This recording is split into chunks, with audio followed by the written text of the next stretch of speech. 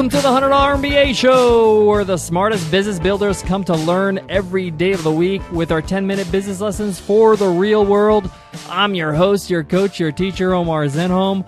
I'm also the co-founder of the $100 MBA, a complete business training and community online.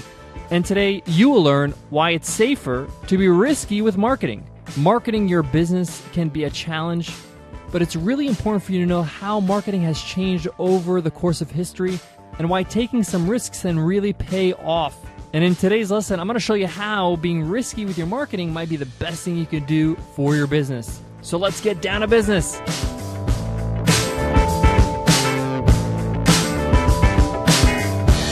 Today's episode is sponsored by 99 Designs. Your brand is the face of your business. Make a great impression with a creative, professional design from 99 Designs. Start your new design project at 99designs.com/MBA and get a $99 power pack of services for free. That's 99designs.com/MBA. All right, let's get into it.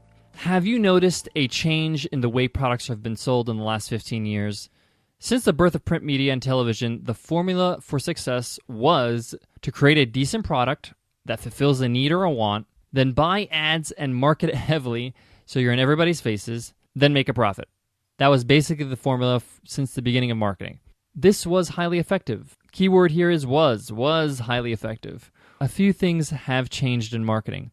Up until the late 90s, the number of needs that needed to be fulfilled in the market was dwindling, leaving only room for the market to produce products that fulfill wants. Let me explain what I mean. If I need something, I can find it. If I needed an easy way to clean my clothes in the comfort of my home, I would go to Sears. I can walk into Sears or any other department store and choose from over a dozen brands. If I needed to eat something quickly because I have a plane to catch, I have a plethora of fast food choices. If I have the money, all my needs can be met. So now that all our needs are met in the marketplace, when I say needs, like your bare essentials to live as a decent human being, right? All these needs are pretty much met in the marketplace. That only leads us to wants, or things that solve problems or issues. They're not critical to our survival, but it would be great if they were solved.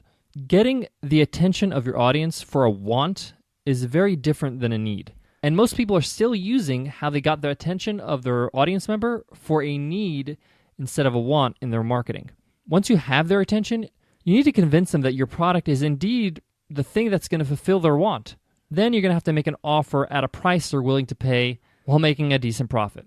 But that's not your only challenge. It's also very crowded and noisy. The marketplace is very crowded and noisy. I'm sure you're experiencing this in your own business. Everybody's presenting their solution to wants, and it's so crowded and noisy that the consumer just tunes everyone out. The conventional print and television mediums are becoming more and more obsolete. With the internet, we choose what we read and what we watch. And heck, even on YouTube, most of us just skip ads altogether. We just wait those 5 seconds and hit skip on YouTube. And most of us couldn't care less about a new product or service. For the most part, we're all kind of sorted. We got what we want, and nothing really is worthy of our time or attention. And we don't really give anything a fair chance, unless the person who's presenting this product, the product owner, the product creator, takes a risk. What kind of risk? A risk to be actually different, to differentiate themselves from the noise.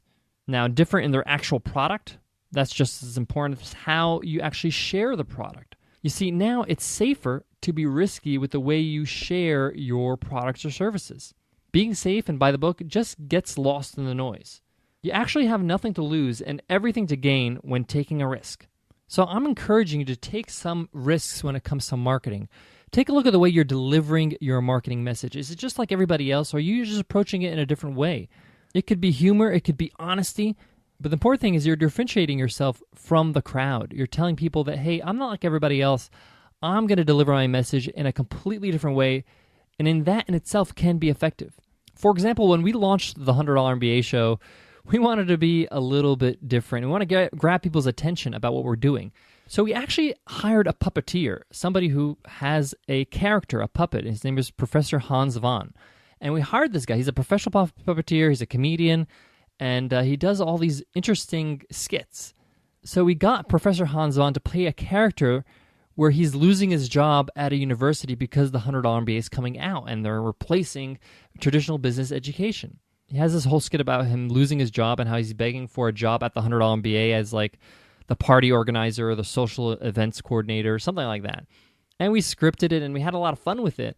And we're not really showing the features and all the courses inside the $100 MBA, but the point is to catch people off guard and say, hey, this is interesting, this is funny. Let me pay attention to what the $100 MBA is all about.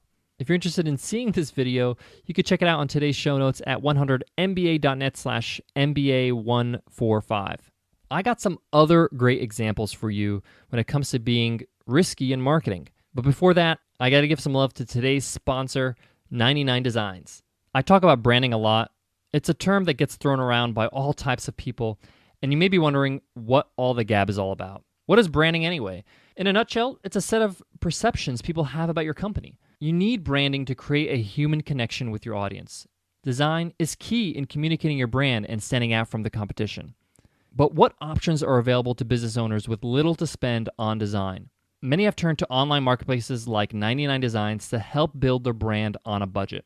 Startups get maximum creativity with 99 Designs contest model, where dozens of designers compete to deliver the best design. You get to be involved in the process and walk away with a logo, a website, or any other design that truly represents your brand.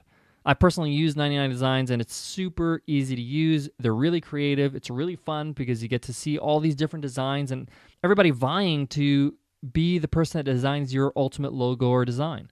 See for yourself. It only takes a week to get a design and you're guaranteed to love it. Visit 99designs.com/MBA and get a $99 power pack of services for free today. That's 99designs.com/MBA. A few more examples of being risky in marketing. And I'm going to put these videos in the show notes as well. You can check that out at 100mba.net/MBA145. If you haven't seen it already, you should really check out Dollar Shave Club's video, their original video for their brand. These guys not only create a video that gets your attention, they have you intrigued before the 5th second of the actual video. Time it yourself. Watch it and time it yourself. Because they took a product we all use, razor blades, and offered it in a different way. Instead of trying to compete with the noise with big brands, they decided to change the way we buy blades with a monthly membership model. But the kicker is that they share their different risky product in a way that is unconventional. It speaks directly to the audience, and it's really, really entertaining. It's a lot of fun. Another company that took a major risk with their marketing is Hello Flow.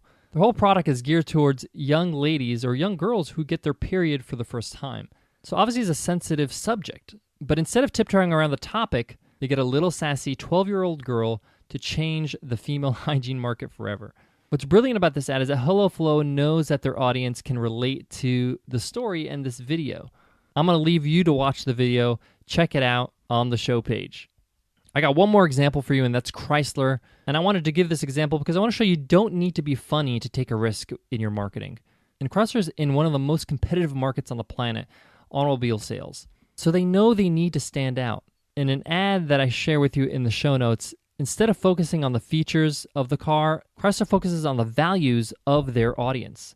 They know that their audience values hard work, believing in yourself, and making it one day based on your merits and wits.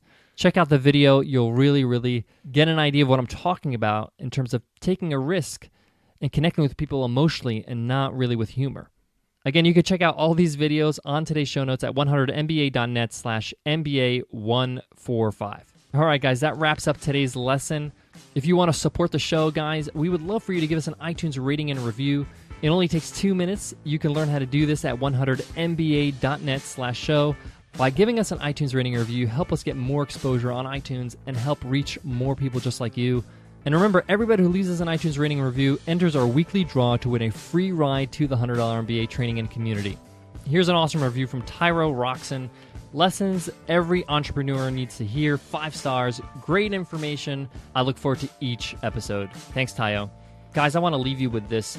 Marketing is an art, and it takes time to perfect an art. You have to practice it. You got to keep on going at it. I look at some of our marketing videos or marketing campaigns from the past, and I can't help but cringe. Sometimes it's not what you always wanted. You have to refine your taste, and you got to kind of work at it.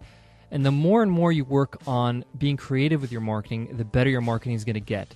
But you have to get started. You have to start just thinking untraditionally and start getting out of your own head and try to do something a little bit different sometimes. The more and more you're willing to take a risk with your marketing, the faster you're going to grow. This is something that I learned along the way. I hope that helps, guys. I'll check you in the next episode. Take care.